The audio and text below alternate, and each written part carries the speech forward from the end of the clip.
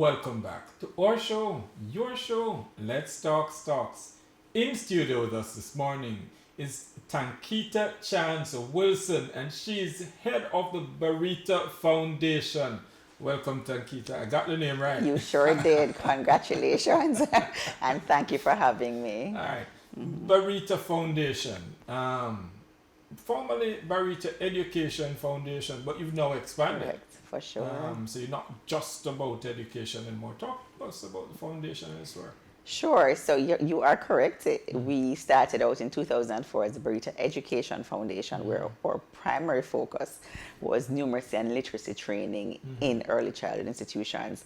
Since 2021, we've grown, we've expanded, and now our focus has gone into other areas as well. So we've not abandoned education and youth development, but we've added two other pillars. So we're also now focused on entrepreneurship, which is consistent with our parent company's business and also very important in our development. And third is health and well-being. And we take a holistic approach to our health and well-being focus. So we have managed to pull in elements of physical health, mental and emotional health, as well as financial health. You could have just still call it Education Foundation because all of those areas. But you see, it narrows it. Yes. It narrows it Right. if you have education as your in your name. But then three great areas, though. Absolutely. thank you. I've always said to people, we need more formal entrepreneurs in Jamaica, and that's something that you're now doing. Talk to me about your role in helping to build out entrepreneurs. Sure. So in every area of our work, every initiative, every activity, every intervention, there's an element of financial literacy.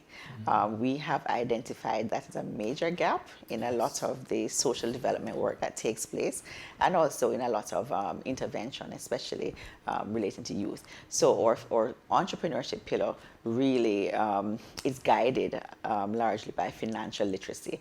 And so we firmly believe that when persons become more financially literate, then you describe them as more formal entrepreneurs, it will lead to a greater level of formality and organization and structure in how persons operate.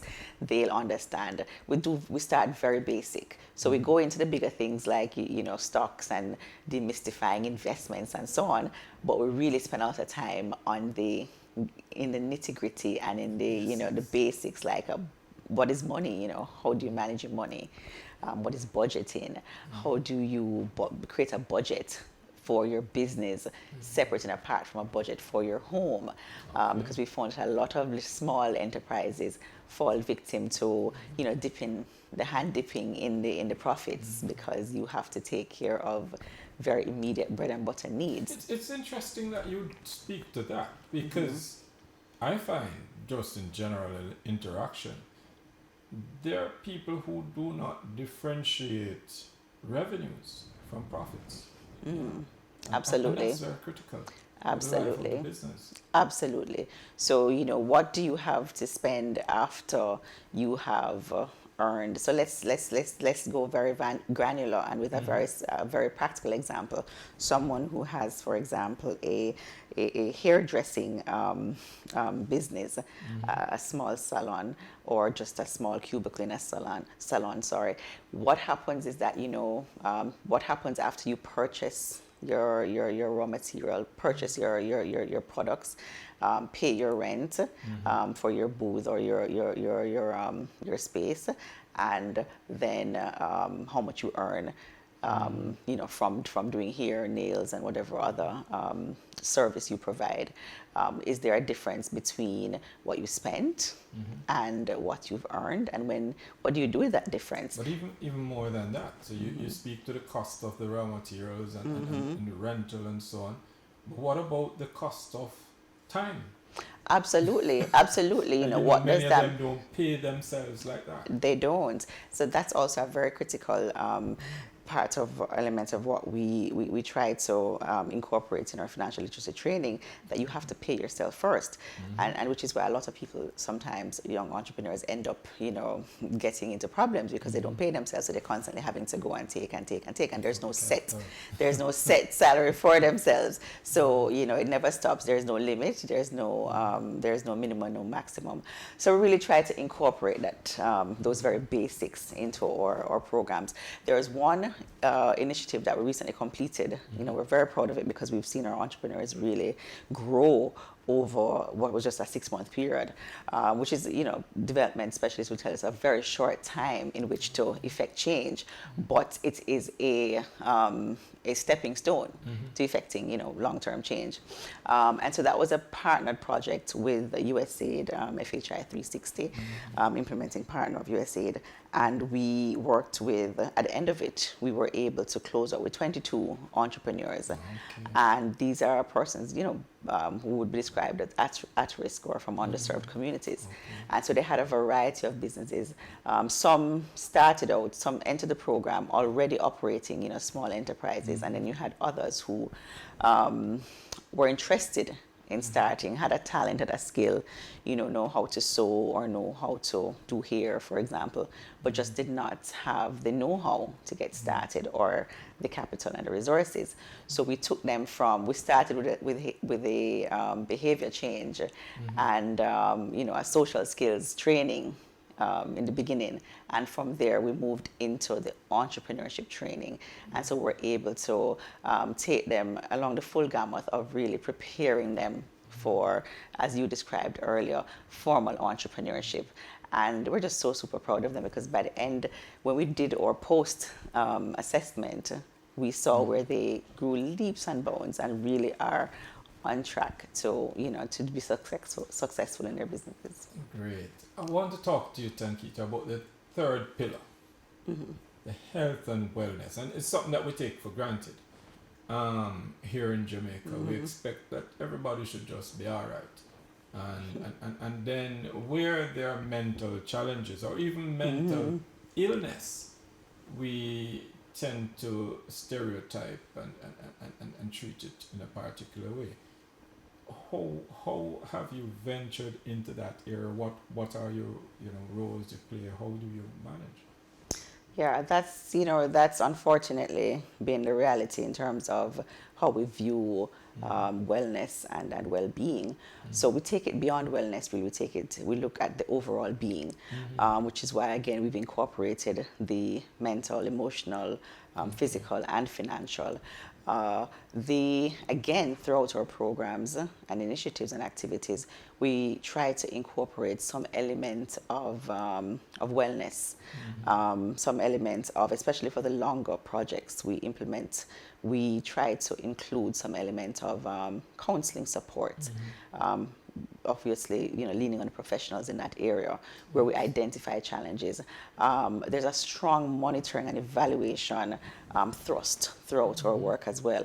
And so we're always doing what we call pre-assessments to see where persons are starting, and then that's followed at the end by a post-test to see how far we've come, along with other, M&E, monitoring and evaluation assessments during the life of any projects or initiatives. And so we ensure at all times that we, as best as possible, stay in touch with our beneficiaries, stay in touch with our persons who we're working with, to ensure that we are not missing anything, and that when we're giving them the technical training, the technical support, the financial support, that they are mentally prepared to also be able to implement. A lot of our charitable giving as well is also in the area of health and well-being. So we have been supporting organizations like the Lupus Foundation, for example. You think that's just a physical disease, yes, but it's not. When you consider this sort of mental strain and emotional strain that someone with lupus, for example, goes through, not being able to work all the time, not being able to function, as productively as they may want to. And so an organization like the Lupus Foundation of Jamaica really, is focused on addressing a lot of the needs that they would best understand, By through their design, foundation. though, all three pillars tend to tie into one really. And I'm wondering how you see it when you look at the whole picture coming together. How important is it for all of these three pillars to work together in conjunction to help us grow our economy? All three are extremely important, I would say. You know, if we are not, if we cannot be, we cannot pursue or embark on our financial pursuits if we are not in a particular frame of mind.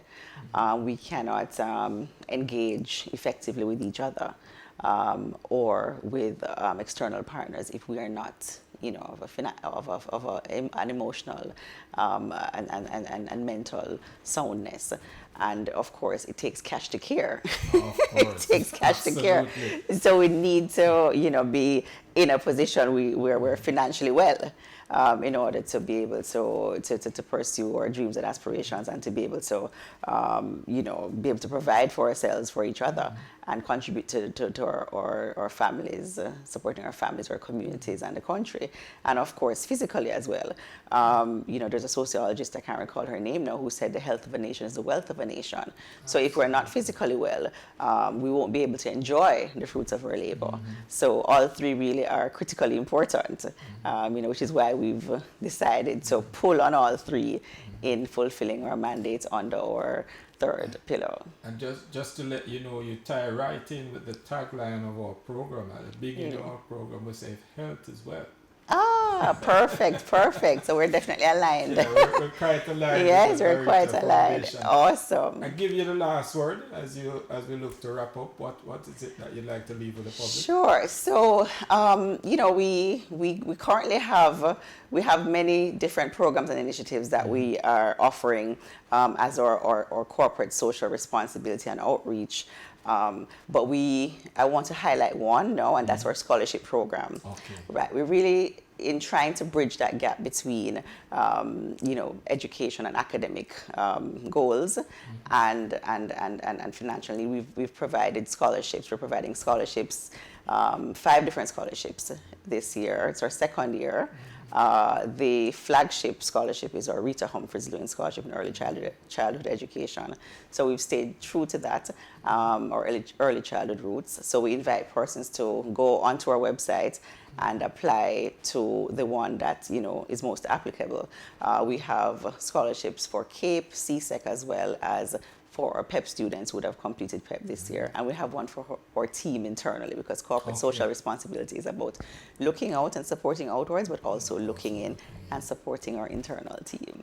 Great. And so Barita Education continues. Well, almost Barita the Foundation, Education yes. But Barita Foundation continues to make great strides and contribute greatly to the health and wealth of this nation. Join us again tomorrow morning when we have another wonderful show lined up for you.